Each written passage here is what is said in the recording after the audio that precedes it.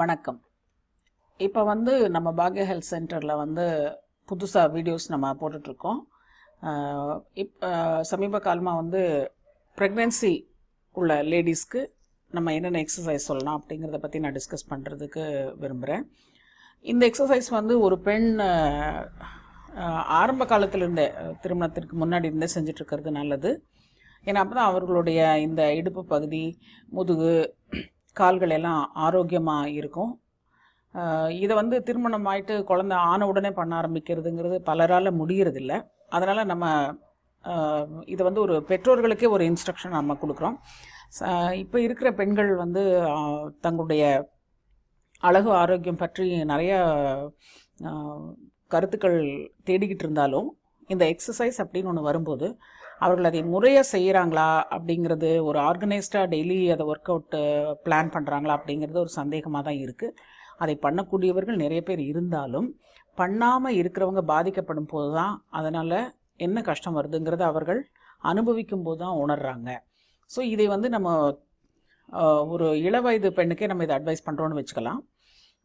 இது கர்ப்ப காலத்துலேயும் உதவும், ஆனால் முன்னாடி இருந்து பண்ணிகிட்ருக்கணும் அப்படிங்கிறத நம்ம சொல்ல வரோம்.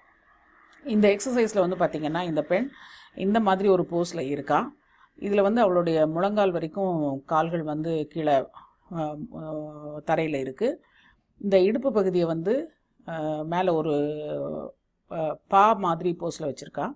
அதுக்கப்புறம் இந்த முதுகை கீழையும் மேலேயும் அசைத்து இந்த எக்ஸசைஸ் செய்யலாம். இது ஒரு எக்ஸசைஸ்னு வச்சுக்கலாம். எப்படின்னு கேட்டிங்கன்னா, இந்த முதுகு தண்டை வளைத்து தலையை மேலே தூக்குறது ஒரு எக்ஸசைஸ்.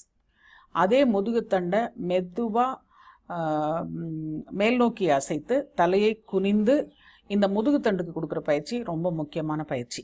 இதனால் தசை நார்களும் பலப்படுது, அந்த தசை நார்களுக்கு உள்ளே இருக்கிற நரம்பு மண்டலமும் பலப்படுது, மற்ற உறுப்புகளும் பலப்படுதுன்னு வச்சுக்கலாம். இப்போ இதோட அடுத்த ஸ்டேஜ் எப்படின்னு கேட்டிங்கன்னா, இதே போஸில் இருந்துட்டு இந்த கை அதே இடத்துல இருக்குது பாருங்கள். இந்த இடுப்பு பகுதியை பாதத்தில் வச்சு ஒரு இந்த பகுதி ஒரு நீண்டு ஒரு ஸ்ட்ரெச் பண்ணி அவங்க அந்த தலையை தரையில் முட்டை வச்சுருக்காங்க. இந்த போஸ்லேருந்து மெதுவாக எழுந்திரிச்சு இந்த போஸ்க்கு திரும்பி வரலாம். ஸோ இந்த மூணையும் கம்பைன் பண்ணி பண்ணும்போது இது முதுகு தண்டுவடத்துக்கும் இடுப்புக்கும் ஒரு அருமையான பயிற்சியாக மாறுது. இங்கே பார்த்திங்கன்னா வயிறு உள்ள இங்கே வயிறு எக்கி பிடிக்கிறது, விடுறது, இந்த மாதிரியான ஒரு மூச்சு பயிற்சியும் கூட சேர்த்து பண்ணலாம்.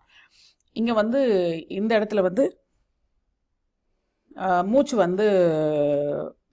விடுறதும், இங்கே போகும்போது மூச்சு எடுக்கிறதுமான பயிற்சி, இங்கே போகும்போது மூச்சு விடுறதுமான பயிற்சி, இப்படி மூச்சு பயிற்சியும் நீங்கள் இணைந்து பண்ணலாம்.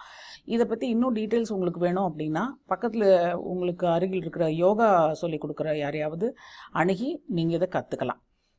ஸோ இதை முறையாக யாராக இருந்தாலும், இது ஒரு ஆண் பார்த்தாலும் பெண் பார்த்தாலும், உங்களுக்கு சம்பந்தமான ஒரு பெண் அவர்களை நீங்கள் முன்னாடி இருந்து, திருமணத்துக்கு முன்னாடி இருந்து இதை செய்ய சொல்லுங்கள். ஸோ இப்போ கர்ப்ப காலத்தில் அது இவங்களுக்கு பண்ணுறதுக்கு ஈஸியாக இருக்கும். ஸோ கர்ப்பகால எக்ஸசைஸ் இன்னும் நம்ம வர வீடியோஸில் சொல்ல போகிறோம். காத்திருங்கள். இந்த கீழே இருக்கிற சப்ஸ்கிரைப் பட்டன் அழுத்தி இந்த தொடர்ந்து வர வீடியோக்களை நீங்கள் உடனுக்குடன் பெறலாம் அப்படிங்கிறத சொல்லிக்கிறேன். நன்றி, வணக்கம்.